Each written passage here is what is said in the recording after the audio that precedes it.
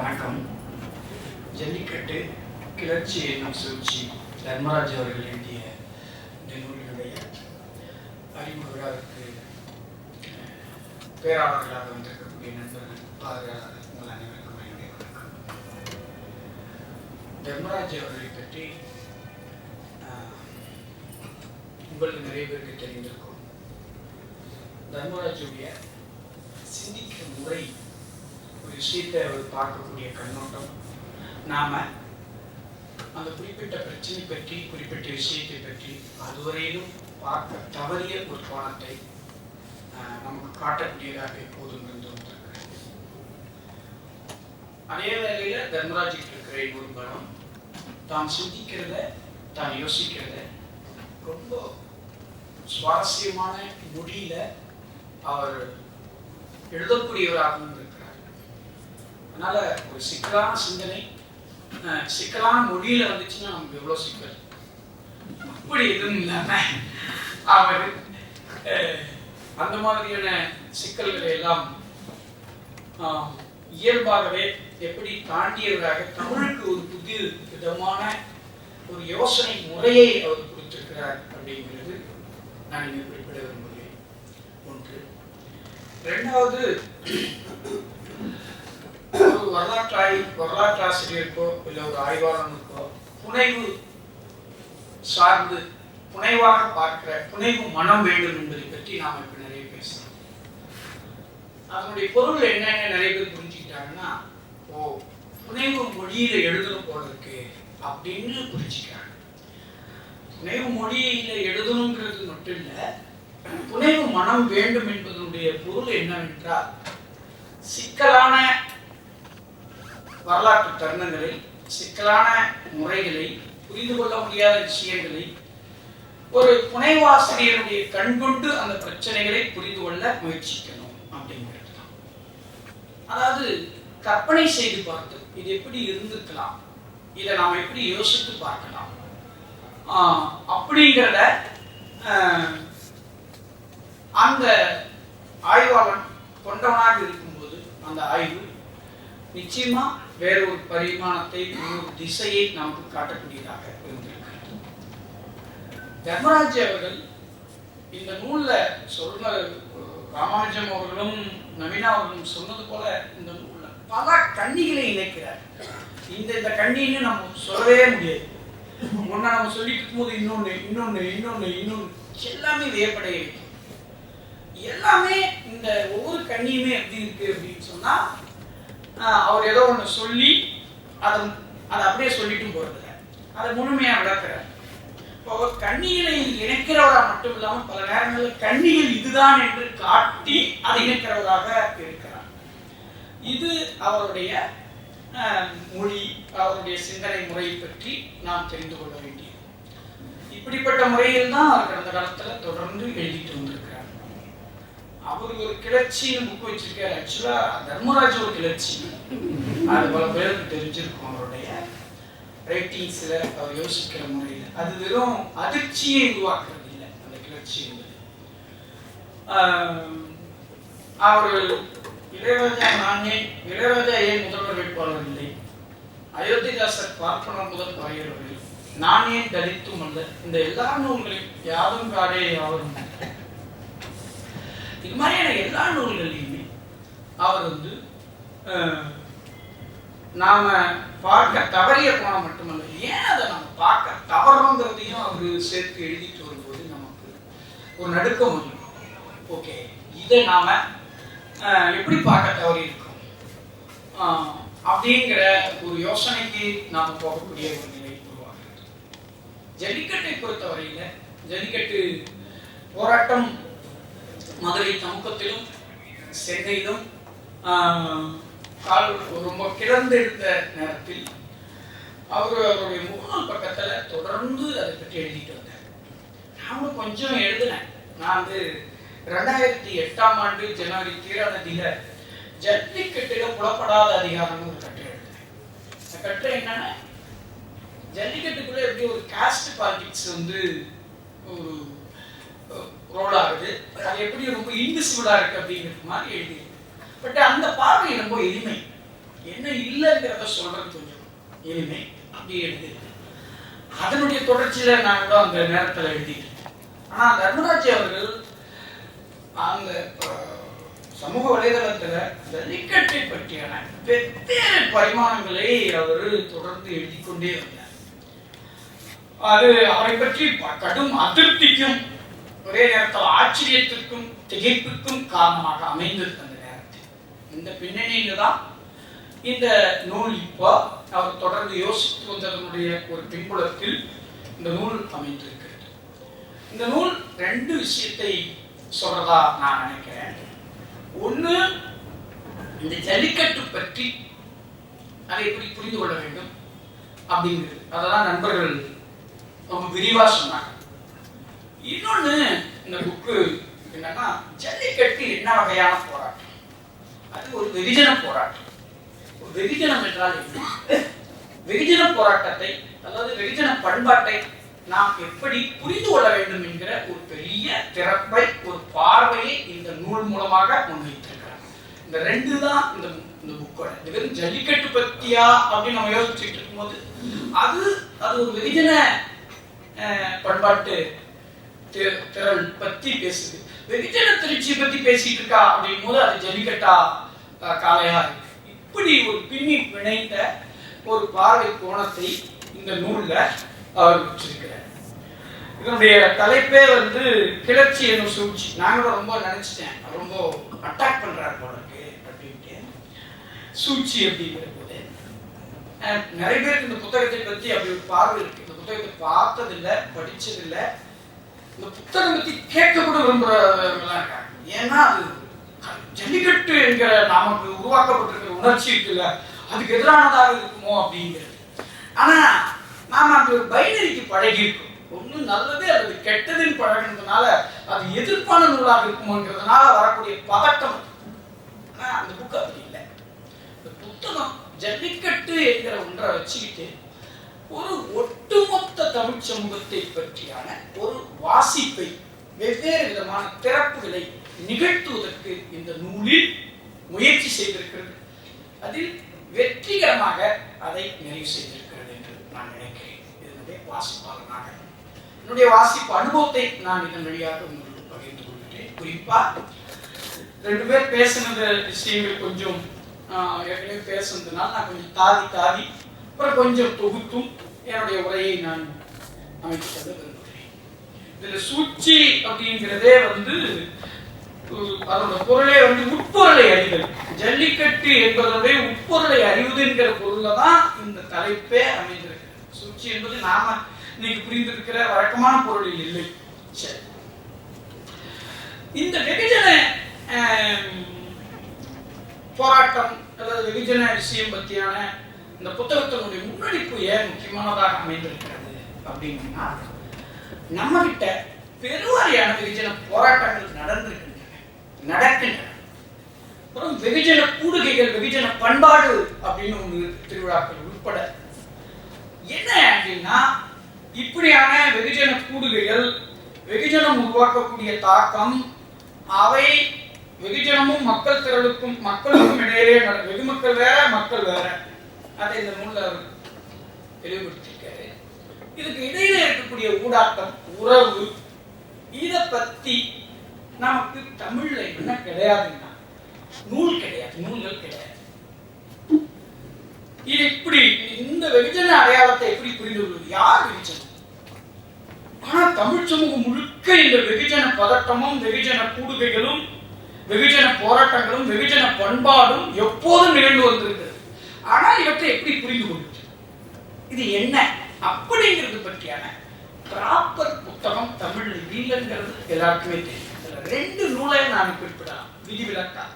ஒண்ணு உங்க எல்லாருக்குமே தெரிஞ்ச இமேஜ் கிராம், எம்எஸ்எஸ் பாண்டியனுடைய எம்ஜிஆருடைய சினிமா பிரவேசம் பற்றி, அது மக்களிடம் ஏற்படுத்திய தாக்கம், செல்வாக்கு பற்றி அவர் எழுதிய மிக முக்கியமான நூல் பிம்பச்சிறைன்னு தமிழ்ல வந்திருக்கு. இன்னொன்னு தோப்பாவுடைய எழுத்துக்கள், குறிப்பா அவருடைய அழகர் கோவில் புத்தகம். கிட்டத்தட்ட ஒரு வெகுமக்கள் கூடக்கூடிய, ஒவ்வொரு ஆண்டிலும் வெகுமக்கள் பெருவாரியாக கருதக்கூடிய ஒன்றை பற்றி அதில் இருக்கிற என்ன அதுக்கு இருக்கக்கூடிய பல தொடர்புகளை கன்னிகளை வாசிப்பதற்கு அந்த நூல் முயற்சி செய்திருக்கிறது. இந்த 2 நூலும் விதிவிலக்கானது வெகுஜனத்தை புரிந்து கொள்வது. ஆனால் அந்த நூல்கள்ல கூட என்ன இருக்கு அப்படின்னா, அந்த நூல்கள் எனக்கு பிடித்தமானவைன்றதுக்காக நம்ம அதில் இருக்கிற மறுப்பான பார்வைகளை சொல்லாமல் இருக்க வேண்டிய அவசியம் இல்லை. அந்த 2 நூலுக்கும் வெகுஜனத்தை பற்றி ஆய்வு செய்தாலும் திட்டவட்டமான அரசியல் நிலைப்பாடுகள் உண்டு. தர்மாவுக்கும் இருக்கு, அது வேற. ஆனா அந்த 2 நூல்களுக்கும் ஏற்கனவே சமூகத்தில் நிலவி வரக்கூடிய செல்வாக்கு பெற்ற ஒரு திட்டவட்டமான அரசியல் நிலைப்பாடுகளை அவர்களுடைய ஆய்வு கண்ணோட்டமாக அவர்கள் வைத்திருக்கிறார்கள். அது உங்களுக்கு தெரிஞ்சிருக்கும். இன்னும் சொல்ல போனா தோப்பா அவர்களுடைய நூல்களுக்கு கிடைக்கக்கூடிய வரவேற்பு என்பது ஒரு வகையில நீங்க பாத்தீங்கன்னா அது நிறைய விஷயங்கள் அவரால் சொல்லப்பட்டிருக்கிறது என்றாலும் கூட அது சில விஷயங்களை எளிமைப்படுத்துகிறது, இருமையாக்குகிறது. இன்னும் சொல்ல போனா வெகுமக்களால் ஏற்றுக்கொள்ளப்பட்ட ஒரு பண்பாட்டு இயக்கங்கள் இருக்குல்ல, அந்த இயக்கங்களுக்கான ஒரு வடிகாலை, அதற்கான இடங்களை அந்த நூல் தர்ற போது நாம் அதில் போய் தஞ்சமடைகிறோம். அது நமக்கு ஒரு முக்கியமான ஒரு சென்ஸா மாறுது. அப்போ இந்த இருமைப்படுத்துதல் உங்களுக்கு நல்லா தெரிஞ்சிருக்கும். பிராமணர் அல்லாதார் என்கிற இருமைப்படுத்தல் பாண்டியனுடைய நூலுக்கு உண்டு, தோப்பாவுடைய கண்ணோட்டத்துக்கு உண்டு. அந்த நூலுக்கு இல்லாட்டி கூட அவர் சைவ வைணவமா மட்டும் அதை பார்க்கல. வைணவம் என்பது எளிய சாதாரண மக்களுடைய ஒரு பிராமணர் அல்லாதவர்களுடைய ஒரு அடையாளமாக, சைவத்தை ஒரு பிராமண அம்சம் கொண்டதாக வாசிக்கக்கூடிய ஒரு போக்கையும் அவர் தன்னுடைய நூலில் வச்சிருக்கிறார். எனவே அது நமக்கு ஒரு பொலிட்டிக்கலாகவும் சரி, கல்ச்சுரலாகவும் சரி, நமக்கு ஒரு விதமான ஒரு அசௌகரியத்தை கலைந்து விடுகிறது. அப்படி ஒன்று கொடுக்கிறது. அதனால நாம அதை ஏற்கிறதுக்குள்ள போறது எளிமையாக இருக்கு. இந்த பின்புலத்தில் தான் இந்த பொதுவா வெகுஜனங்களை பற்றி, வெகுஜன பண்பாட்டை பற்றி மிக முக்கியமான வாசிப்புகள் தமிழில் நடந்திருக்க வேண்டும், நடக்கவில்லை என்கிற பொருள் தான் நான் இந்த நூலை ஒரு வெகுஜன வாசிப்பு பற்றியான மிக முக்கியமான சொல்லலாம் பார்க்கிறேன். நமக்கு இன்னைக்கு நிறைய விஷயங்களுக்கு காரணம் புரியும். இவ்வளவு இயக்கங்கள், இவ்வளவு ரீடிங், இவ்வளவு டிஸ்கோர்ஸ் நடந்தும் கூட சில விஷயம் குறையாம அதிகரிக்குது. வெவ்வேறு வடிவங்களுக்கு மாறிக்கொண்டிருக்கு. இப்ப நமக்கு ஒரே புரியல, என்னடா நம்ம இவ்வளவு விஷயங்கள் டிஸ்கஸ் பண்ணிருக்கோம், இவ்வளவு போராட்டம் பண்ணிருக்கோம், இவ்வளவு தலைவர்கள் இருந்திருக்காங்க, இவ்வளவு புத்தகம் போட்டிருக்கோம், இது எல்லாமே நடந்தும் சில விஷயங்கள் மாறவே இல்லை, அது வேற மாதிரி கூர்மை அடைஞ்சுக்கிட்டு இருக்க. இந்த விஷயங்கள் சமூகத்துல தாக்கத்தை செலுத்தி இன்னொன்று நடந்திருக்க வேண்டாமா அப்படின்னு நமக்கு ஒரே குழப்பமா இருக்கு. இந்த இடத்துல தான் நாம நினைக்கிற மாதிரி இல்லை வெகுஜனம். அது என்னவா இருக்கு, ஏன் இந்த விஷயம் தொடருது அப்படிங்கிறத நம்ம புரிந்து கொள்ள வேண்டியது. ஏன் 41 பேர் சாக, அதுக்கப்புறம் ஏன் இவ்வளவு தெரிச்சு வருது, ஏன் இவ்வளவு பேர் டிவியில தொடர்ந்து பேசிக்கொண்டே இருக்கிறாங்க. அவர்தான் என்று சொல்றதை நம்ம எப்படி புரிந்து கொள்வது, அல்லது அவங்களை தற்குறின்னு சொல்றது மூலமா நாம என்ன பண்ண போறோம்? கிடையவே கிடையாது. நிச்சயமா அப்படி அதை புரிஞ்சிக்கிறதோ அல்லது அது என்னங்கிறத தான் நம்ம தேட முயற்சி பண்ணோம். ஏன் வருஷம் வருஷம் ஐயப்பன் கூட்டம் போயிட்டே இருக்கு. ஊர்ல அவ்வளவு சாமி கும்பிடுறாரு, சொந்த சாமி கும்பிடுறாரு, ஊர் சாமி கும்பிடுறாரு, பக்கத்து ஊர் சாமி கும்பிடுறாரு, எல்லாம் பண்றாரு. ஆனா அது எல்லாத்தையும் தாண்டி ஐயப்பன் கூட்டமாக மக்கள் ஒவ்வொரு வருடமும் கூடிக்கொண்டே இருக்கிறார். இது ஏன் நடக்குது? இந்த மாதிரியான பயிற்சிகள் ஏன் நடக்குது? அப்போ இது மாதிரியான விஷயங்களை புரிந்து கொள்வதற்கு நமக்கு இந்த வெகுமக்கள் பண்பாட்டை பற்றி, வெகுமக்கள் என்கிற அடையாளத்தை அடிப்படையாக கொண்ட போராட்டங்கள், சிக்கல்கள் எல்லாவற்றை பற்றியான ஒரு வாசிப்பு, புரிந்து கொள்வதற்கான நூல்கள், சிந்தனைகள், நம்மளை தொந்தரவுபடுத்தக்கூடிய சிந்தனைகள் நமக்கு தேவைப்படுகிறது. அப்போ இந்த பின்னணியில தான் தர்மராஜ் அவர்கள்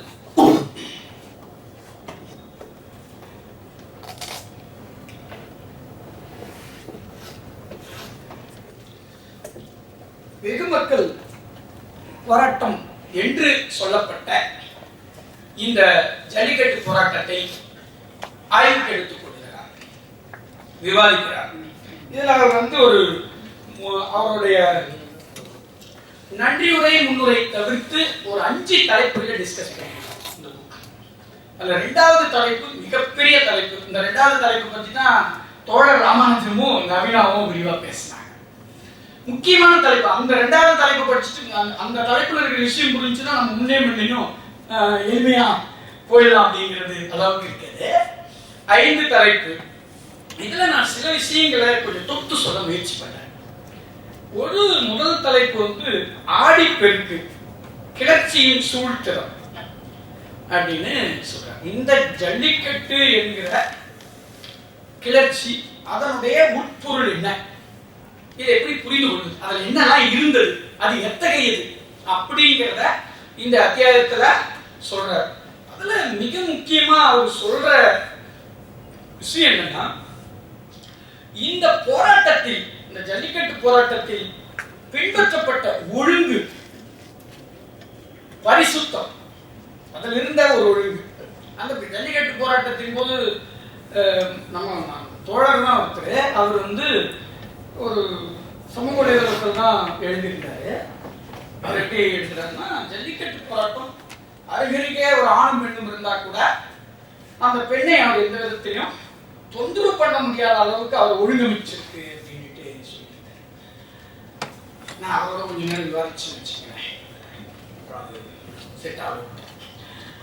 இந்த ஒழுங்கை தான் இப்படி ஒரு போராட்டம், இந்த ஜல்லிக்கட்டு போராட்டம் கையில் வெளிப்படுத்திய ஒழுங்கு, அதில் இருந்த பரிசுத்தம், அது வலியுறுத்திய தூய்மைவாதம், இது என்ன, இப்படி ஒன்று இருக்க முடியுமா?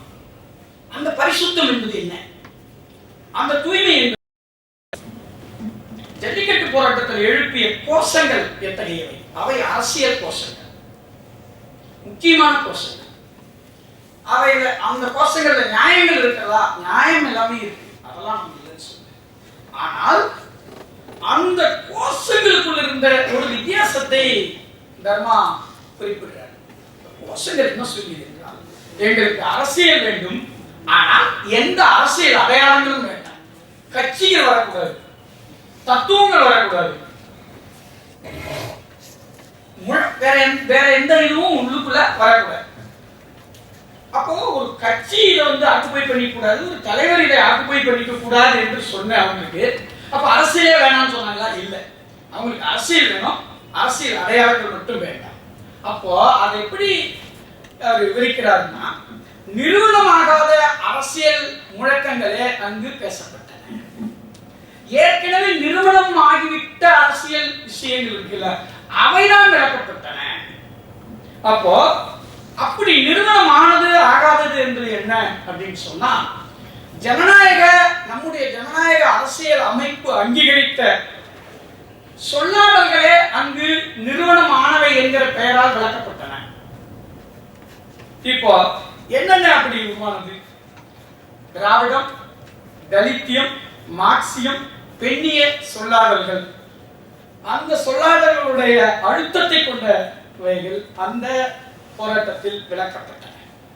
அதற்கு மாற்றா இது எல்லாமே ஏதோ ஒரு விதத்துல ஒரு திட்டவட்டமான அரசியலை கொண்டவை, ஏற்கனவே இங்கு எஸ்டாப்ளிஷ் ஆனவை. அது வேணாம். அதுக்கு மாற்றா மாநில உரிமை, தமிழ் தேசியம், பசுமை தேசியம், சுதேசி அரசியல் போன்ற இதுவரையிலும் நிறுவனம் ஆகாத ஒரு தலைமைக்குள்ள இயங்காத அரசியல் அடையாளங்கள் அந்த போராட்டத்துக்குள்ள பேசப்பட்டன. அப்போ இவை அரசியல் தான், ஆனால் அரசியல் அடையாளம் புனாதவை, அது நிறுவனம் ஆகாததாக இருந்தது. அதே போல இப்படி பேசுறது மூலமா, இப்படி ஒரு நிறுவனமாகாத அரசியல் அடையாளத்தை பேசுறது மூலமா இது என்ன செய்தது அப்படின்னா, அது ஒரு எதிரியை கட்டமைத்தது.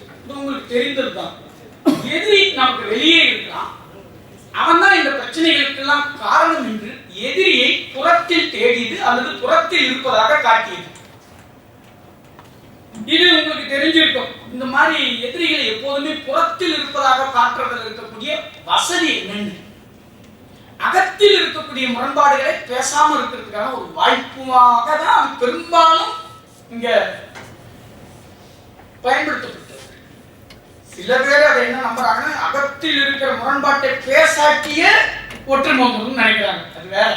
ஆனால் பெரும்பாலும் இது மாதிரி இதுவரையிலும் அது என்னவா பார்க்கப்பட்டதுன்னா வெளியில் இருக்கிற எதிரியை மட்டுமே காட்டி கொண்டிருக்கிறது. அது அகமுரண்பாடுகளை தவிர்க்கிறது.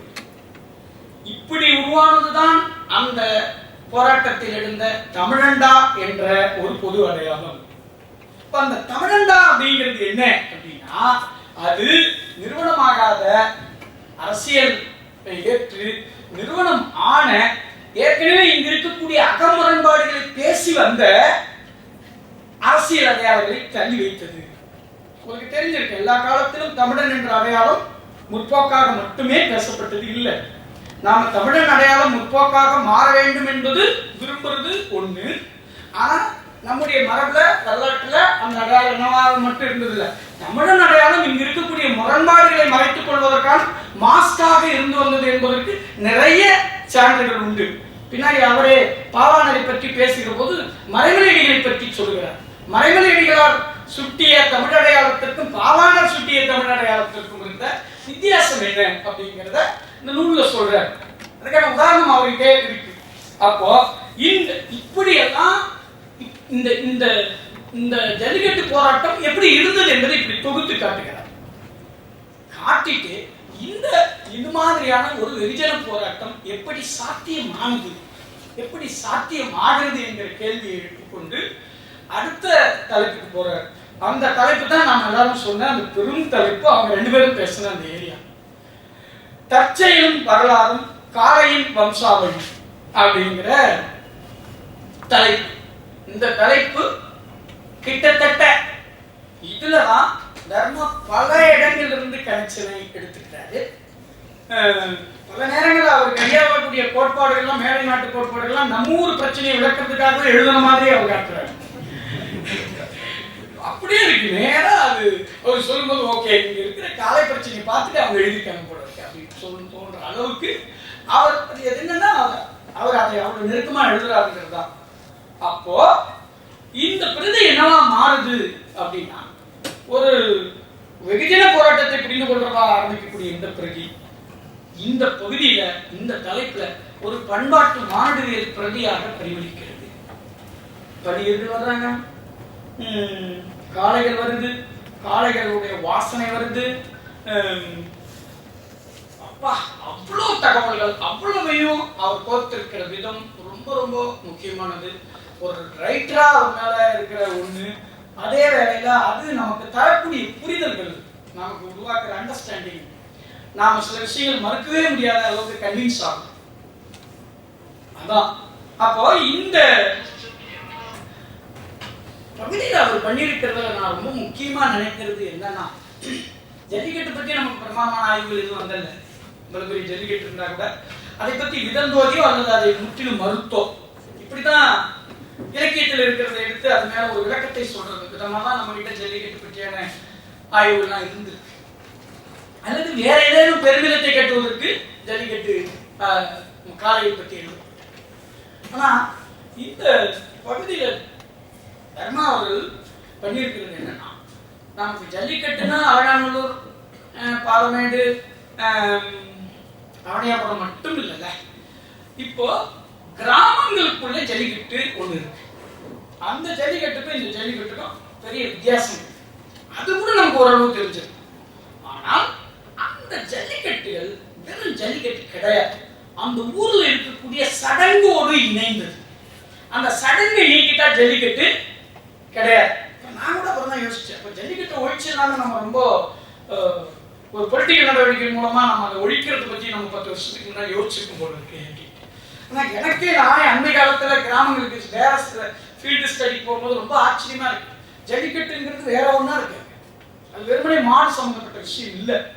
அங்க இருக்கக்கூடிய சடங்குகளோடு தொடர்பு படுத்தி யோசிக்கக்கூடிய ஒரு முறைகளை இந்த புத்தகத்தின் வாயிலாக அவர் தொடங்கி வைக்கிறார். அது பெரிய முக்கியமான திறப்பு என்று நான் நினைக்கிறேன். குறிப்பா உங்களுக்கு தெரியும், அங்க கோயில் விழா, அப்புறம் நாடக மேடை, நாடகம் நடத்தணும், அப்புறமா மாம மேல மஞ்சள் தண்ணி ஊற்றணும், ஜல்லிக்கட்டு இருக்கணும். இதெல்லாம் ஒன்னோட ஒன்று தொடர்புடையதா, இதெல்லாம் ஒன்னா சேர்ந்ததா இருக்கு. இப்ப ஜல்லிக்கட்டுங்கிறது ஏதோ ஒரு விஷுவலா நம்ம பார்க்குற ஒரு அருங்காட்சியகத்துல கலைஞனூர் பக்கத்தில் இருக்கக்கூடிய அருங்காட்சியகத்தில் நடக்கிற விழா கிடையாது, அது வேற ஒண்ணா இருக்கு. அந்த விஷயத்தை எடுத்துக்கிட்டு அவர் என்ன செய்யறாருன்னா சடங்கியல் ஜல்லிக்கட்டுக்கும் வெகுஜன ஜல்லிக்கட்டுக்குமான இந்த ரெண்டையும் டிஃபரன்ஸ் பண்றாங்க. நாமும் புரிந்து கொண்டிருப்பது வெகுஜன ஜல்லிக்கட்டு. அப்ப சடங்கியல் ஜல்லிக்கட்டுன்னு ஒண்ணு இருக்குல்ல, அதை நாம எப்படி புரிந்து கொள்வது? உங்களுக்கு தெரியும், பொங்கல் நாட்கள்ல மட்டும் நடக்கிறது இல்லை ஜல்லிக்கட்டு. கிராமங்கள்ல வெவ்வேறு நாட்கள்ல நடக்குது. தை மாசம் நடக்குது, மாசி நடக்குது, வைகாசி மாதங்கள்ல கூட நடக்குது. இது எல்லாம் இது காரணம் என்னன்னா அது சடங்கோட தொடர்புடையது. இந்த இடத்துல தான் அவங்க சொன்ன அந்த ஜல்லிக்கட்டு காளைகள் பிறப்பதில்லை வளர்க்கப்படுகிறது அப்படிங்கிறத சொல்றாங்க. இப்ப இந்த சடங்கு என்ன செய்யுது, இந்த சடங்குல என்னெல்லாம் நடக்குது அப்படின்னு போதுதான் அது ஒரு மிக முக்கியமான ஒரு விஷயத்தை சொல்றாரு. கொஞ்சம் அதிர்ச்சியா இருந்தது, கொஞ்சம் நிமிர்ந்து உட்கார வேண்டி இருந்துச்சு. அப்புறம் அதை ஒத்துக்கிட்டாங்க. காளைகளை அணைக்கக்கூடிய உரிமை கிராமத்துல எல்லாருக்கும் இல்லை. இந்த சடங்கியல் ஜல்லிக்கட்டு அதுக்கு ஒரு பொசிஷன். அப்போ அவரு 2 பைனரியை முன்வைக்கிறார்.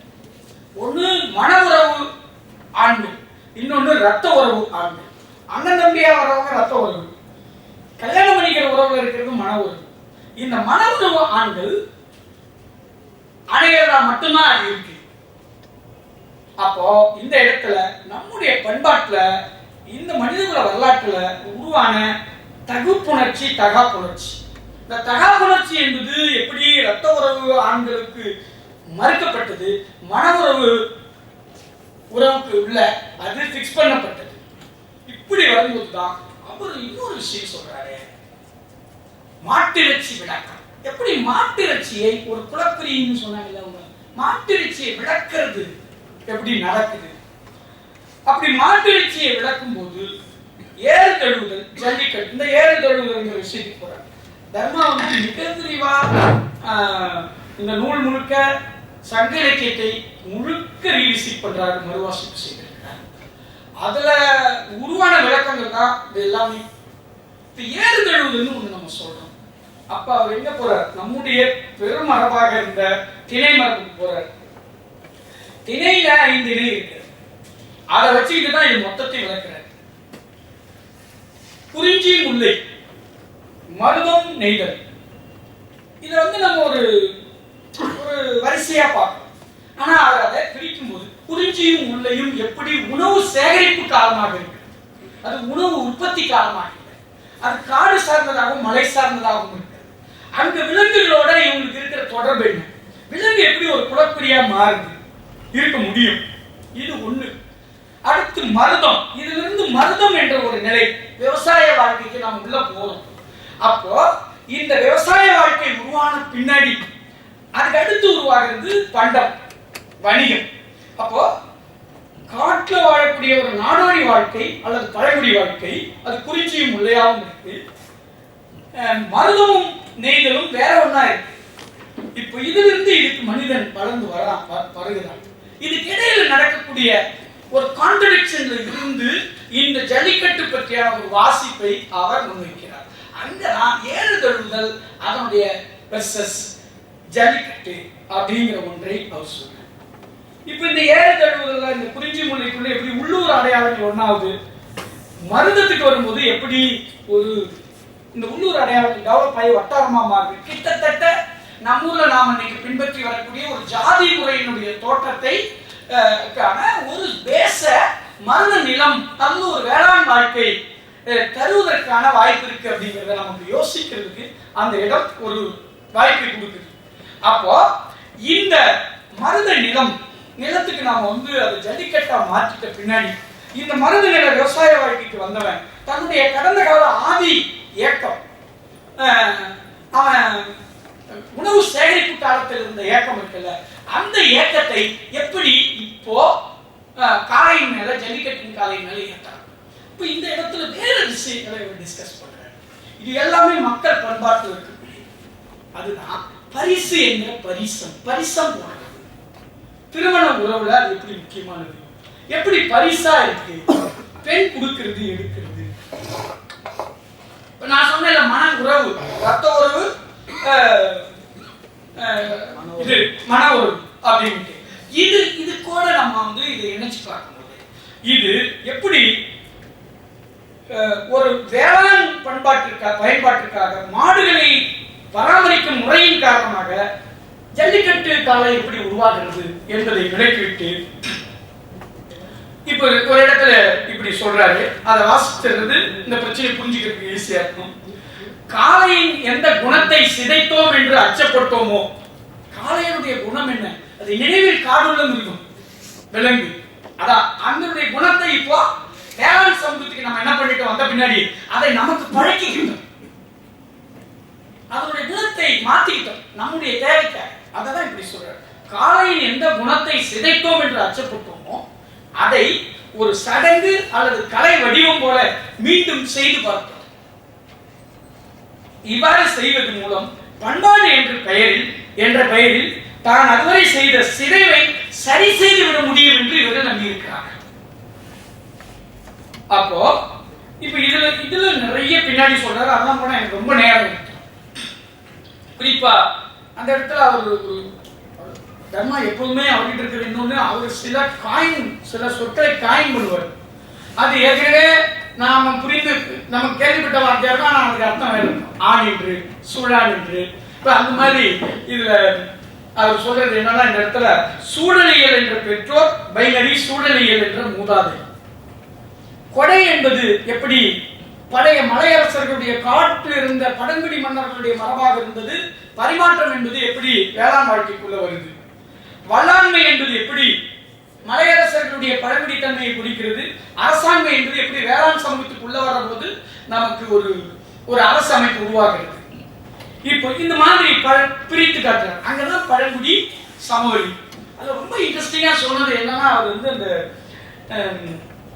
இந்த பழங்குடி சமவெளியை பத்தி பேசும்போது பள்ளியர்கள் பத்தி நீங்க அந்த இடத்துல வளர்க்கும் போது சுடாத மண் பச்சை மண் அப்படிங்கிற ஒரு வழக்கம் எப்படி இன்னைக்கு இருக்கு. அது அது எப்படி இந்த மரபினுடைய ஒரு தொடர்ச்சியாக இருக்க முடியும் என்கிற ஒரு வாசிப்பை இந்த இடத்தில் வைக்கிறார். இப்படி பண்ணிட்டு வரும்போது பாரி பத்தி பேசுறார். பாரி உங்களுக்கு தெரியும், கபிலரால் பாடப்பட்ட சங்க மன்னன்.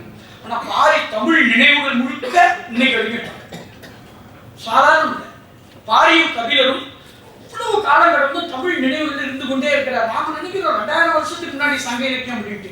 ஆனா அந்த நினைவு எப்படி இருக்குங்கிறது நான் கடந்த 1 மாசத்துக்கு முன்னாடி கூட வேற சில ஃபீல்டு ஒர்க்கு பார்த்து ஆச்சரியப்பட்டேன். திருக்கோயிலூர்ல பாரி இருந்தாருன்னு சொல்றாங்க, இங்க நம்ம பிரான்மலையில இருந்ததா சொல்றாங்க, திடீர்னு கன்னியாகுமரி பக்கத்தில் இருந்த மலையில் இருந்ததா சொல்றாங்க. இது எல்லாவற்றிலும் பாரியின் நினைவுகள். பாரி கொல்லப்பட்டார். தமிழ் சங்க இலக்கியத்துல இவனுடைய இறப்புக்கு இணையா வேற எந்த இறப்பும் திரும்ப திரும்ப பேசப்படாது. பாரி மகளிர் அப்படி போறாங்க. அப்ப அந்த பாரி படுகளம் அப்படிங்கிறதே அவர் என்னவா பார்க்கிறார் அப்படின்னு சொன்னா, ஒரு ஆதி பழங்குடி சமூகத்தினுடைய வீழ்ச்சியினுடைய ஒரு குறியீடு தான் படுகளம், பாரி படுகளம். இன்னைக்கு நம்ம பாரி கட்டிட்டு போறோம், மாசிக்கலர் பாரி ஏன் திரும்ப திரும்ப இருக்கிற, ஏன் இங்கேயும் பாரி இருக்கிற, சங்க இலக்கியத்தில் இருக்கிற அவன் எப்படி இங்க வந்துட்டே இருக்கான். திருக்கோயிலூர்ல ஒரு மலை இருக்கு, ஆத்துக்கு நடுவுல. அந்த மலைக்கு மேல ஒரு கல் இருக்கு. அந்த கல்லுல ஒரு சின்ன சிவலிங்கம் வச்சுக்க. இப்போ டெக்ஸ்ட் எல்லாமே அது கபிலக்கல். உண்மையில என்ன தெரியுமா நண்பர்களே, உள்ளூர்ல இருக்கிற கிராம மக்கள், சாதாரண மக்கள் அதை இருளன் கல் என்று குறிப்பிடுறாங்க. இந்த டெக்ஸ்டுகள் சொல்லாத ஒரு ஹிஸ்டரி அது சொல்லுது. டெக்ஸ்ட் அவன் ஒரு புலவனுடைய ஒரு ஆளா சொல்லும்போது அது நம்ம ஆதி பழங்குடியினுடைய ஏதோ ஒரு நினைவு வந்து அது இல்லைங்க சார், இது இருளன்கள் அப்படின்னு சொல்லுது. நான் ரொம்ப ஆச்சரியப்பட்டேன். இதுல ஏற்கனவே சொன்னேன், தர்மா சங்க இலக்கியங்கள் பற்றி கலைச்சி போட்டு நம்ம வழக்கமா வச்சிருக்கக்கூடிய திணை துறை இது மாதிரி எல்லாம் விட்டாதான் அதை நல்லா வாசிக்க முடியும். தமிழாசிரியர்களை கொந்தளிச்சுக்கோங்க, அது இல்லைன்னா நடத்த முடியாது. ஓகே, அப்போ அது என்ன அப்படின்னா, இந்த இந்த அந்த மாதிரி ஒரு வாசிப்பு பண்ணும்போது டக்குன்னு தர்மா இருக்காரு, அது எவ்வளவு தைரியமா எழுதினாருன்னு தெரியல. என்ன பண்ணியிருக்காருன்னா, பாரி மகளிர் என்கிற வார்த்தையை பற்றி அவர் டிஸ்கஸ் பண்றாரு. என்ன யாரா இருப்பாங்க பாரிக்கு மகள்கள் அப்படின்னு நினைக்கிறீங்க? அவர் சொல்றாரு, பாரியினுடைய மகள்களுக்கும் தந்தைக்கும் மகளுக்கும் இருந்த மனவரவனுடைய குறியீடு தான் தான் அந்த வார்த்தைன்றார். இதை நம்ம ஒத்துக்குமா? நம்முடைய பண்பாட்டு மனம் அதற்கு இடந்தளிக்குமா? அப்போ தந்தைக்கு மன உறவு இருந்த காலத்தில், தந்தைக்கு மகளுக்குமான மன உறவு இருந்த காலத்தினுடைய ஒரு தொடர்ச்சியா கூட நாம் அதை வாசிக்க முடியும். அதுக்கு அவர் எங்க எடுக்கிறாரு அப்படின்னா, அதுக்கு இன்னைக்கு வாழக்கூடிய பள்ளியர்களிடம் இருக்கக்கூடிய அந்த வழக்கம் இருக்குல்ல, தந்தை மகளுக்கும் இடையில இருக்கக்கூடிய திருமண உறவு பற்றி இந்த விஷயத்தை அவர் சொல்லும்போது நமக்கு அப்போ நம்ம பண்பாடு பாரிகிட்ட மட்டும் சேதாரமாகல, நமக்கு அது இங்கேயும் அப்படி இருக்கு அப்படிங்கிற ஒரு இது வந்து. சரி, இப்போ இந்த மாதிரி இப்படி வர மாட்டு இறைச்சி விளக்கல் அதெல்லாம் அவர் எங்க வர்றாரு அதனுடைய தொடர்ச்சி இல்லைன்னா, தோழர் சொன்ன அந்த காளி குறிப்பான் ரொம்ப விரிவாக இருக்கு. இந்த மொத்த இதையே அதுக்குள்ள அவர் விளக்கி முடிக்கிறார். கிட்டத்தட்ட அந்த காளி குறிப்பானை வச்சுக்கிட்டு குறிப்பான், குறிப்பீடு, சொன்மை, பொருண்மை அப்படிங்கிற பைனரிக்குள்ள வச்சுக்கிட்டு இதை எப்படி புரிஞ்சிக்கிறதுங்கிற ஒரு வாசிப்பை விரிவாக கட்டுத்திட்டமாக செறிவாக நிகழ்த்தி முடிக்கிறார். அடுத்த தலைப்பு காளை அரசியல். காளை எப்படி, அதுக்கு அடுத்த தலைப்பு நான் கொஞ்சம் அதிகமாக சொல்றேன். அடுத்து பண்பாட்டின் பதட்டம், 4வது தலைப்பு. இந்த தலைப்புல நிறைய விஷயங்கள் பேசுறாரு. நான் முன்னாடியே சொல்லிட்டு கொஞ்சம் தாவி போவேன். அதுல ரொம்ப முக்கியமா வந்து என்னன்னா, நமக்கு எப்படி ஒரு நாட்டார்களுக்கு, நாட்டு புறத்தார்களுக்கு ஒரு எப்பவுமே ஒரு சீரழிவு ஒன்று நடந்துச்சு. அந்த சீரழிவை மீட்பதற்காக பண்பாட்டு தேவை. ஜல்லிக்கட்டு அப்படித்தானே, நம்முடைய பண்பாட்டை யாரோ சீரழிச்சுட்டா அது சிறப்பா இருந்து ஒன்று முடியுது. அதை மீட்டெடுக்கிறதா தான் அந்த விஜனத்தை திரட்டுது. அந்த நினைவு தான் அவங்கள திரட்ட காரணமானது. அப்போ அந்த சீரழிவு என்பது எங்க கொண்டு போகுதுன்னா, மூல வடிவத்தை தேடி. நம்ம இப்போ சாதாரண மக்கள் வழக்கில் ஒரு வார்த்தை இருந்துச்சுன்னா என்ன சொல்றாங்க, இந்த வார்த்தைக்கு மூலம் எங்கே? சங்க இலக்கியத்தில். சங்க இலக்கியத்துக்கு ஏன் போறீங்க? என்ன விஷயம்? ஏன்னா இது கொச்சையா. சங்க இலக்கியத்தில் இருக்கிறது நேர்த்தியான வழி. அப்ப நேர்த்தியாக இருந்திருக்க முடியும் தோட்டம், இடையில தான் கலப்பு நடந்துச்சு அப்படிங்கிற ஒரு கான்செப்ட். உண்மையிலே என்ன தெரியுமா, கொச்சை வடிவத்தில் இருக்கக்கூடிய அர்த்தம் கூட சங்க இலக்கிய செவ்விலக்கிய வார்த்தைக்கு போகும்போது கிடைக்க மாட்டேங்குது. உதகமந்தன்னு ஒரு பேர் இருக்கு. உதகமண்டலத்துக்கு ஒரு பேர் உதகமண்டலம். அது அங்க இருக்கக்கூடிய பழங்குடி சமூகத்தினர் தங்களுடைய வீடுகளை அழைப்பதற்காக வைக்கிற பேர் மந்து, ஒத்தக்கல் மந்து. அதுல இருந்து வர்றது. ஆனா நம்ம 20ஆம் நூற்றாண்டில் உருவான தமிழ் வாசிப்புல நம்ம என்ன பண்ணோம், உதகமண்டலம் என்ற செந்தமிழில் இருந்த பெயரை ஒத்தகமந்து என்று இந்த பழங்குடியினர்கள் பேச்சு வழக்கிற்கு மாற்றிக் கொண்டார்கள். ஆக்சுவலா தலைகீழா சொல்ற இதுதான் நீங்க மாத்திக்கிட்டீங்க.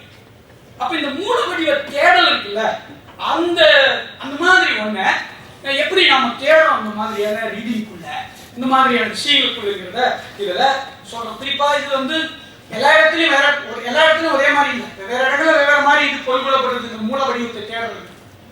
இப்போ என்ன மூல வடிவத்தை தேடும்போது என்ன பண்ணோம், அது ஒரு கரைப்பட்டுருச்சு, காரணிய கரைப்பட்டது, பிராமணிய கரைப்பட்டது, அல்லது வேற ஏதோ ஒரு மொழியினுடைய ஆதிக்கத்தினுடைய கரைப்பட்டது என்று சொல்லி நாம் அந்த மூல வடிவத்தை தேடுகிறோம். அதனுடைய பிரச்சனையை சொல்ற அவரு வழக்கம் போல இங்கடா இவர் அயோத்தியாசுக்கு வரலன்னு பார்த்தா அது அயோத்தியாசுக்கு வந்துட்டார்.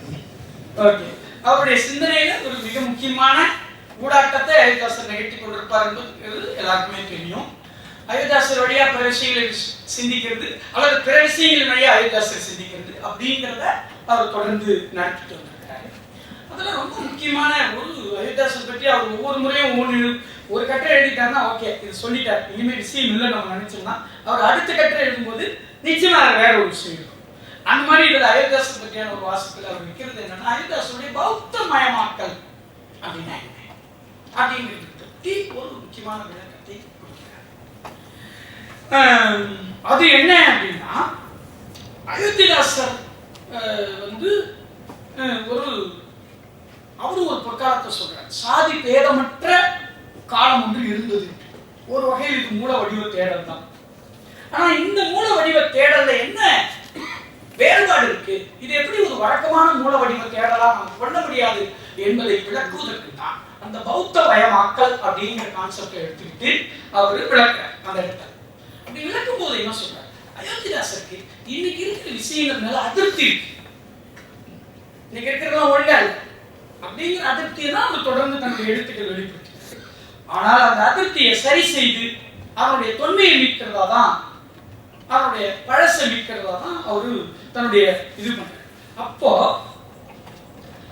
அவர் என்ன சொல்றாரு, அயோத்திதாசருக்கு இந்த வடிவங்கள் மேல பிரச்சனை இல்லை. ஒரு மாரியம்மனுக்கு கூழ் ஊற்றும், இதுக்கு ஒரு மீனிங். மாரியம்மனுடைய விழா நாள் அன்னைக்கு 4 பேரை ஊரில் இருக்கக்கூடிய உதவிகளை கூப்பிட்டு அவங்க கூட 4 பேருக்கு கொடுத்துட்டு, அல்லது அந்த அரிசி மாவை 4 பேருக்கு கொடுத்துட்டு, எதுவுமே இல்லாதவங்களுக்கு கொடுத்துட்டு தான் நம்ம என்ன பண்ணுறோம், அடுத்த ஊர்களுக்கு தான் பங்கிடுறோம்.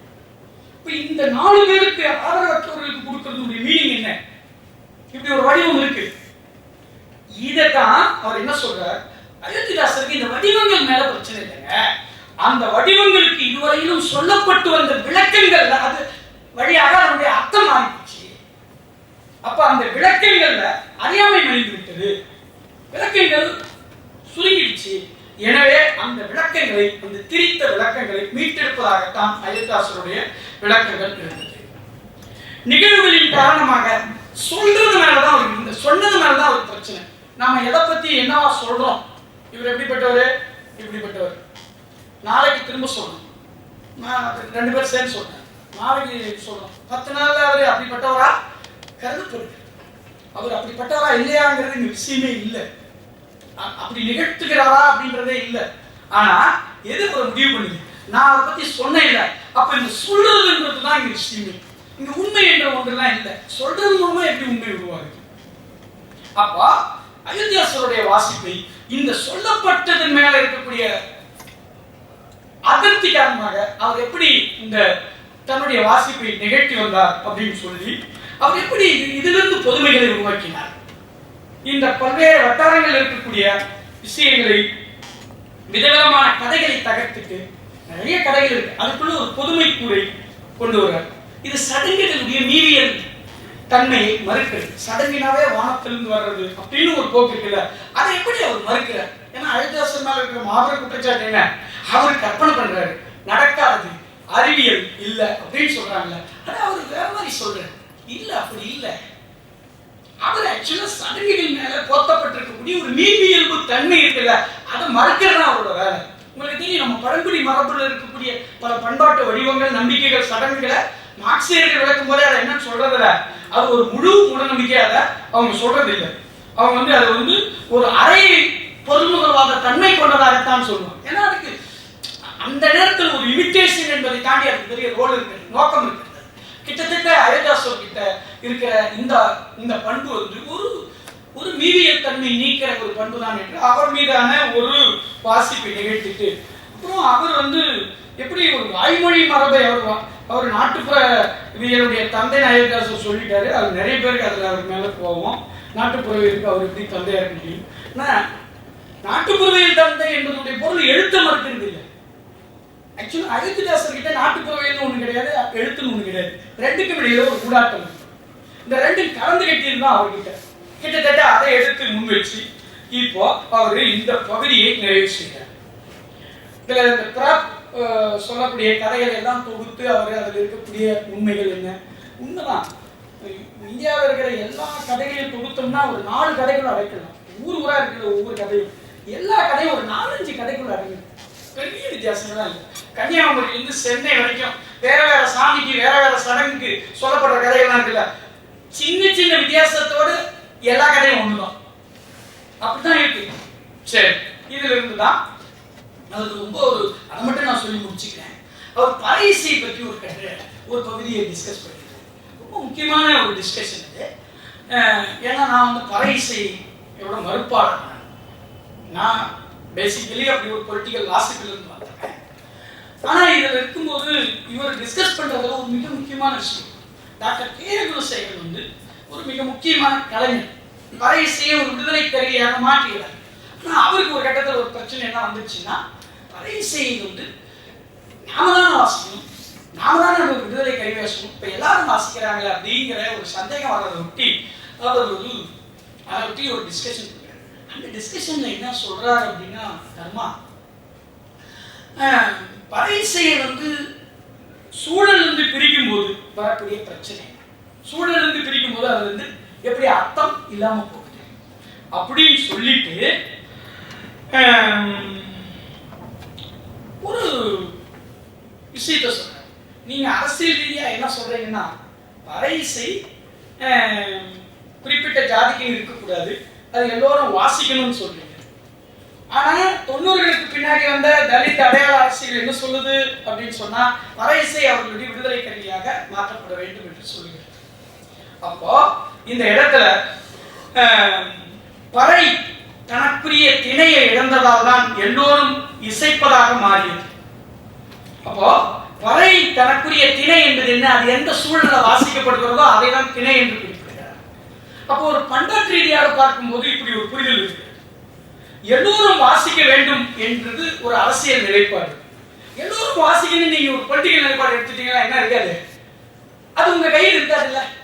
அப்ப உங்க கையில அந்த அடையாளம் இருக்கணும்னா நீங்க ஒரு பண்பாட்டு ரீதியா அது எப்படி புழங்கியது, பண்பாட்டு ரீதியா அதனுடைய இடம் என்ன அப்படிங்கிறத நீங்க ஒத்துக்கிட்டு தானே ஆகணும். இதனுடைய பொருள் எப்படி ஒடுக்கப்பட்டவர்கள் இந்தியா முழுக்க கடந்த 20ஆம் நூற்றாண்டுல உரிமை பேசக்கூடிய நவீன ஜனநாயக அரசியல்ல தங்களுடைய அரசியல் அடையாளங்களை எதையெல்லாம் இழந்தார்கள் என்பதை இந்த இடத்துல அவர் டிஸ்கஸ் பண்ணி முடிக்கிறார். அப்புறம் இன்னொரு முக்கியமான விஷயம், இந்த அதுவும் ரொம்ப விவாதத்துக்குரியது. நான் சுட்டிக்காட்டுறது எல்லாமே எனக்கு கவர்ந்தது, நான் பிரச்சனைன்னு நினைக்கிறது, அது பிரச்சனைக்கு இப்படி புரிஞ்சுக்கலாம் அவர் சொல்றது, அதெல்லாம் நான் சொல்றேன். அதுல இந்த கிராமப்புற கோயில்களில் நடக்கக்கூடிய மாற்றங்கள் இருக்குல்ல, அந்த மாற்றங்களை நாம என்ன நினைக்கிறோம் அப்படின்னா ஒரு சமஸ்கிருத மயமாக்கம் என்று குறிப்பிடுறோம். அதுல இருக்கிற பிரச்சனை என்ன? ஆக்சுவலா சமஸ்கிருத மயமாக்கத்துக்கு வெளியில் இருக்கிறவங்க மட்டுமே காரணம் இல்லை. ஆக்சுவலா அந்த கோயிலோட தொடர்புடையவங்களுக்கும் ஒரு ரோல் இருக்குது. அவங்க என்ன நினைக்கிறாங்க, இது என்னுடைய கருத்து. அவன் எப்படி அது ஒரு சோசியல் தகுதி, சமூக தகுதியை நினைக்க ஆரம்பிச்சுக்கிறான். பெரிய கோயிலை கட்டுறது, ஐயரை கூட்டி வந்து கும்பாபிஷேகம் பண்றத அவன் எப்படி உள்ளூர்ல இருக்கக்கூடிய சாதாரண மக்கள் என்னவா நினைக்கிறான், ஒரு சமூக தகுதியா இருக்க. அவன் மற்றவங்களுக்கு ஆதிக்க சமூகத்தினருக்கு இணைய வீடு கட்டுறது, வண்டி வாங்குறது, நிலம் வாங்குறது, இதெல்லாம் அவனுக்கு இணையா வாழ்வதாக அவன் கருதுகிறான். இப்ப நம்ம மாநில அரசியலாளர்கள் கொண்டு போய் என்ன நினைக்கிறான், எப்பா நீ பிராமணமயம் ஆயிட்ட, நீ ஒரு சமரசமான ஆள் அப்படின்னு நம்ம அவன் சொல்ல ஆரம்பிக்கிறோம்ல. அதுல இருக்கிற பிரச்சனை ஆக்சுவலா அது இவங்கிட்ட இல்லை, நம்ம மரபுலேயே அது எப்படி இருக்கு அப்படிங்கிறத நாட்டார் கதைகளில் துர்மரண ஆவிகளை இந்து பிராணியத்தின் அங்கமாக சித்தரிக்கக்கூடிய காப்பியங்களை நாம் ஏற்கனவே தொடர்ந்து இயக்கி வந்திருக்கிறோம். இன்னைக்கு இல்லை, நேற்று இல்லை. அதுக்கு பழக்கப்படுத்தப்பட்ட நாட்டார் அவர் என்னவா ஆவார், அவர் இன்னைக்கு அவருடைய தொடர்ச்சியை சொல்றார். இந்த பிரச்சனை நாம் எப்படி வேற மாதிரி யோசிக்க முடியும் அப்படிங்கிறது.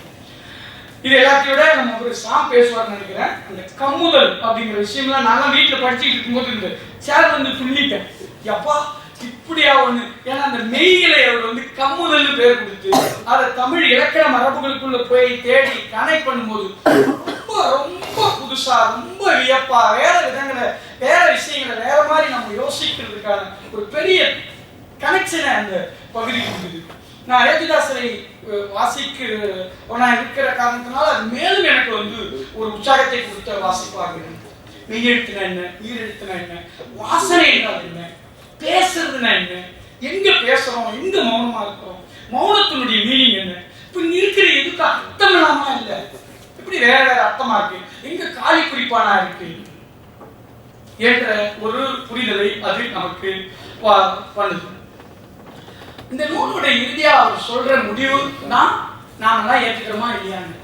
இந்த வெகுஜன கிளர்ச்சிகளுக்கு அவர் பெருசா மதிப்பு கொடுக்கிறது தான் எனக்கு தோணுது. இந்த புத்தகத்தை படிக்கும் வெகுஜன கிளர்ச்சி உற்று நோக்குகிறார், கவனிக்கிறார், விளக்குகிறார். ஆனா அந்த வெகுஜன கிளர்ச்சி என்ன பண்ணுது, என்ன ஆகுது, அது வெகுஜன கிளர்ச்சி திடீர்னு எழுது, அது அதனுடைய விளைவுகளை, அதனுடைய பயன்களை கருத்தியல்வாதிகளும் இயக்கங்களும் கபலீகரம் செய்து கொள்கிறார்கள். இப்படித்தான் இங்க நடந்த வெகுஜன எழுச்சிகள் முடிஞ்சிருக்கு அப்படின்ற இதுக்கு அப்படி பார்த்தா நம்ம கண்ணு முன்னாடி தெரிஞ்சது என்ன, இந்திய எதிர்ப்பு போராட்டம். பாருங்க 1938-39 இந்திய எதிர்ப்பு போராட்டத்துக்கு அவர் சொல்ற விஷயம் அப்படியே அக்யூரேட்டா பொருந்தும். 38-39 போராட்டம் ஒரு திராவிட கழகத்தினுடைய போராட்டமாக இருக்கு என்பது வரலாற்று உண்மை, அதை நம்ம மறக்க முடியும். ஆனா அதே வேளையில அந்த போராட்டம் கிட்டத்தட்ட வெகுஜன போராட்டம், பல தரப்பினர் வந்தாங்க. இன்னும் சொல்ல போனா காங்கிரஸ் எதிர்த்து அந்த போராட்டம் நடந்தது. அதை பல காங்கிரஸ்காரர்கள் அது பண்ணியிருக்காங்க. சோமசுந்தர பாரதியார் உட்பட தமிழாசிரியர்கள் வந்தார்கள், தமிழ் புலவர்கள் வந்தார்கள், சைவர்கள் வந்தார்கள், நாத்திகர்கள் வந்தார்கள், கடவுள் மர ஏற்பாளர்கள் வந்தார்கள். இப்படி பல பேரும் சேர்ந்து நடத்தின ஒண்ணுதான் முதல் இந்திய எதிர்ப்பு போராட்டம். அவர் சொல்றத நான் அந்த இந்திய எதிர்ப்பு போராட்டத்தை பத்தி பண்ணும்போது, நீங்க சென்னைக்கு போகும்போது சென்னையில என்ன நடந்ததுன்னா, அந்த இந்திய எதிர்ப்பு போராட்டம் திருச்சியிலிருந்து 100 பேரோட அது ஒரு பயணம் கிளம்பினாங்க 38. அங்க போகும்போது 80ஓட தான் முடிஞ்சு. இப்ப இருக்கிற வரலாற்று நூல்ல சொல்ல மாட்டாங்க. ஆனா அங்க போகும்போது 80 பேரோட அது முடிஞ்சு. அங்க வந்து யாரு அதுல முதல்ல இறந்த ஒருத்தர் வந்து யாரா இருக்காரு? தலிதா இருக்காரு. அந்த போராட்டத்தில் கிட்டத்தட்ட இந்த வெகுஜன போராட்டத்தை பின்னாடி நாம் ஒரு பொலிட்டிகலைஸா மாற்றணும், நீதி கட்சி திராவிட கழகமாக மாறியது அப்படிங்கிற ஒரு ப்ராசஸே நம்ம அதில் தான் நடக்குது. இப்படி பல விஷயங்களை புரிஞ்சுக்கிறதுக்கு இந்த யோசனை நமக்கு ரொம்ப உதவனா கூட. அதுல அவரு தர்மா என்ன செய்யறாருன்னா, நான் முதலே சொல்லிட்டேன், ஒரு ஆய்வாளனுக்கு கற்பனை தேவை, பல விஷயத்தை யோசிச்சு பார்க்கணும், கற்பனை. அப்படி பண்ணும்போது இந்த வெகுஜன கிளர்ச்சி நம்ம பார்த்து 20ஆம் நூற்றாண்டில் நமக்கு தெரியுது, அதனால சொல்லிடும். ஆனா வரலாற்றில் வெகுஜன கிளர்ச்சியை நடந்திருக்காதா அப்படிங்கிறத அவர் வாசிக்க ஆரம்பிக்கிறார். இப்ப பாருங்க, கவிதைகளை சொற்களை அப்படியே பொருள் கொள்ளாமல் அதன் குறியீடுகளை வாசிக்கிறது, அதுக்குள்ள இருக்கக்கூடிய வெவ்வேறு விஷயங்களை இணைச்சு பார்க்கறது, ஒப்பிடுறது, பிரிச்சு பார்க்கறது. இப்ப நீங்க நேரடியாக ஒரு கவிதைகளுக்கு பொருள் கொண்டீங்கன்னா ஒரே ஆசிரியர்களே போதும். ஆனா அது இல்லை, அந்த கவிதைகளை உடைச்சு பார்க்கறது, இணைச்சு பார்க்கறது, அதை தான் அவர் பண்றார். அப்படி பார்க்கும்போது ஒரு ரீவிசிட், ஒரு மறுவாசிப்பு அவர் செய்யும்போது, இப்படி தமிழ் சமூக வரலாற்றில் இருண்ட காலம் என்று சொல்லப்பட்ட கலப்பரர் காலம் ஒருவேளை அன்று நடந்த வெகுஜன கிளர்ச்சிக்கு எதிராக உருவாக்கப்பட்ட ஒரு கற்பனையோ, பக்தி இயக்கம் என்பது உருவான வெகுஜன கிளர்ச்சிக்கு எதிராக உருவாக்கப்பட்ட கற்பனையாக இருக்கலாமோ, வரலாற்றில் எத்தனையோ வெகுஜன கிளர்ச்சிகள் நடந்திருக்கலாமோ என்கிற ஒரு வாசிப்பை அவர் வைக்கிறார். இதை நாம் ஒத்துக்கணுன்ற அவசியம் கூட இல்லை.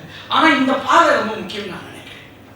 நம்முடைய கடந்த காலத்தை முற்றிலுமாக மறுவாசிப்பு செய்யும் போது, அதுல நம்முடைய பொருள் அதை மறுவாசிப்பு செய்யும் போது, நாம நேரடியாக பார்க்காமல் அடி ஆழத்தில் கசடுகளாக, எச்சங்களாக, சொச்சங்களாக கிடைக்கிற விஷயங்கள் எல்லாம் நினைக்கும் போது, நாம பார்க்கிற பிரம்மாண்டத்தை விட அந்த கசடுகள் இணைந்து இன்னொரு பிரம்மாண்டம் எழுந்து இருக்கும்.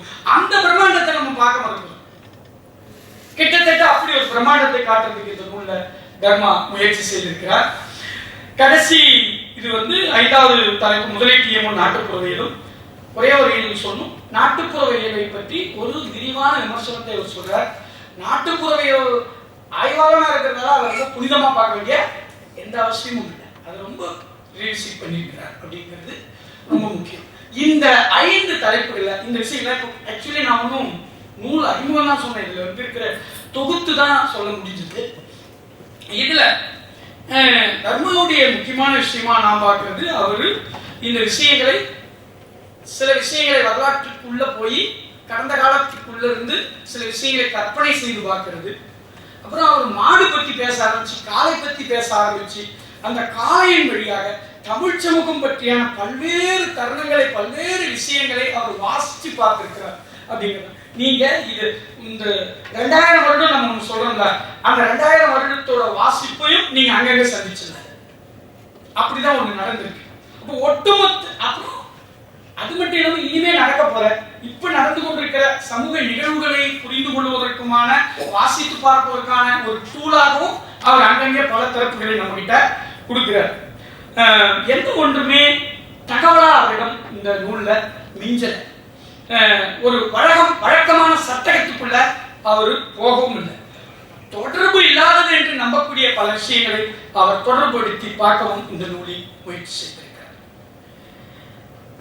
எனக்கு இறுதியா இந்த நூல்ல சில நாம அதன் வழியா சில விஷயங்களை யோசிச்சு பார்க்கலாமோ அப்படின்னு எனக்கு தோணுன 2 விஷயங்களை சொல்லிட்டு நான் நிறைவு பண்ணிக்கிறேன். இந்த மாட்டுக்கறி விளக்கத்தை பத்தி நம்ம சொல்றோம், அதை வந்து ரொம்ப ஒரு மிக முக்கியமான விளக்கம் வேற, மாட்டுக்கறியை விளக்குறது வேற, மறுக்கிறது வேறங்கிறத அவர் சொல்றார். இது எப்படி வரலாற்றில் நடந்திருக்குங்கிறதையும் அவர் ரொம்ப அபாரமாக விளக்குகிறார். இப்போ இத நாம வந்து பின்னாடி தமிழ் சமூகத்துக்குள்ள தீண்டாமை உருவாக்கப்பட்ட கதைகள்ல ஏன் மாட்டுக்கறி திரும்ப மாடு, ஏன் செத்த மாடு மாடு செத்து போறத ஒருத்தன் அகற்றுவது ஏன் அவன் மேல தீண்டாமை வர்றதுக்கான காரணமா இருக்கு. அது உங்களுக்கு தெரியும், அவருக்கே அந்த கதையில் நிறைய தெரியும், நிறைய திரும்ப திரும்ப பேசப்பட்டிருக்கிறது. தீட்டு கோட்பாட்டுக்கு அம்பேத்கர் பேசியிருக்கிறார். மாட்டுக்கு எழுச்சிக்கும் தீண்டாமை உருவானதுக்குமான தொடர்பு என்னங்கிறத பத்தி டிஸ்கஸ் பண்றாரு. அப்போ இந்த ஒரு விஷயத்தை நாம் இப்படி இது நீட்டிச்சு பார்த்தா அதனுடைய தொடர்ச்சியில யோசிச்சு பார்க்க வாய்ப்பு இருக்கா, வழி இருக்கா? ஒண்ணு. ரெண்டாவது, அவர்கிட்ட எனக்கு தோன்ற ஒரு என்ன அப்படின்னா, தமிழ் இலக்கியத்துக்குள்ள எல்லாவற்றையும் ஒரு வாசிப்பு செய்த அவர் அந்த வரிசை முறை இருக்குல்ல, அந்த வரிசை முறை அப்படியே ஏற்றுக்கிறார். என்னுடைய புரிதல் சங்க இலக்கியத்தை வந்து கலைச்சு போடுறாரு. ஆனா சங்க இலக்கியத்தை வந்து ஒரு மிக முக்கியமான ஒரு வரலாற்று தரவாக அவர் கொள்றார். அதை நேரடியாக கொள்ள நான் அப்படி சொல்ல, நம்ம ஊர்ல சொல்றோம்ல, குறுந்தொகையில் திருமண முறை, அங்கே மணல் பரப்பி இருந்தார்கள், எனவே மணல் பரப்பி திருமணம் செய்தார்கள் அப்படின்னு கொள்றது இல்லை. அப்படி நான் அதை சுருக்க விரும்பல. ஆனா அப்படி ஒரு ஒரு புனைவு நூலை இப்படி ஒரு வரலாற்றை விளங்கிக் கொள்வதற்கான ஒரு முழுமுற்றான ஒரு ஒரு வரலாற்று நூலா நம்ம கொள்ளலாமா, கொள்ள முடியுமா? இது ஒரு சந்தேகம். ஒன்று. ரெண்டு,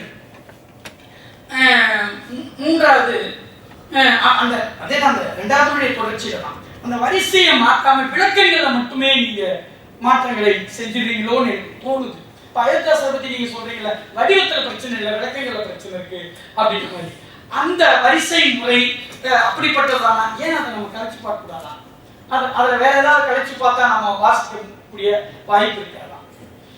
அப்புறம் அவரு கற்பனை பண்றாருன்னு நான் சொன்னேன். சில இடங்களில் எனக்கு டக்குன்னு என்ன தோணுச்சுன்னா, கற்பனை செய்யும் போது தான் அடைவதற்கு வசதியான சில கற்பனைகளை செஞ்சிருக்காரோன்னு சில இடங்களில் டக்குன்னு தோணிட்டு. இப்போ இந்த சங்க இலக்கியங்கள்ல அவர் டிராவல் பண்ணும்போது அவர்கிட்ட இன்னொரு விஷயத்தோட நான் சொல்றேன்.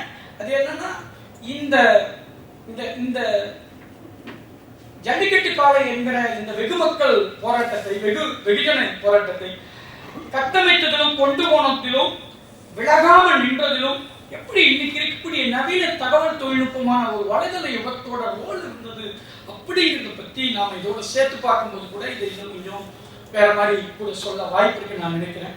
இது எதுவுமே விமர்சனம் இல்லை, இது என்னுடைய கேள்வி, நான் யோசிக்கிறதுக்கு. அப்படி யோசிச்சு பார்க்க முடியுமான்னு நான் கேட்கிறேன். மற்றபடி என்னுடைய எப்போதும் நான் வந்து கடந்த ஆண்டு நீலம் கூட்டத்தில் பேசும்போது சொன்னேன், கடந்த 10 ஆண்டுகளில் தமிழ்ல வந்து ஒரே வரலாற்று நூல் அயோத்தியாசரை பற்றி எழுதுனேன். ஏன்னா தமிழ் அவ்வளோ வரலாற்று நூல் எழுதப்பட்டு நான் வரலாற்று நூல்னு சொல்லலை. ஏன்னா அதெல்லாம் விவரங்கள் அடைஞ்சு விவரங்களை சொல்வதுதான் வரலாறு என்று இருக்கக்கூடிய காலத்தில் இப்படி இல்லை. வரலாறு என்பது விவரங்கள் இல்லை, வாசிக்கிறது தான் இருக்கு அப்படிங்கிறது சொன்ன வகையில நான் நினைச்சேன். எனவே இந்த நூலும் எனக்கு அப்படி ஒரு பிரமிப்பை, ஒரு உற்சாகத்தை, கேள்விகளை எனக்கு எழுப்பியது என்பது உண்மை. இந்த வாய்ப்புக்கு தர்மா அவர்களுக்கும் நண்பர்களுக்கும் நன்றி.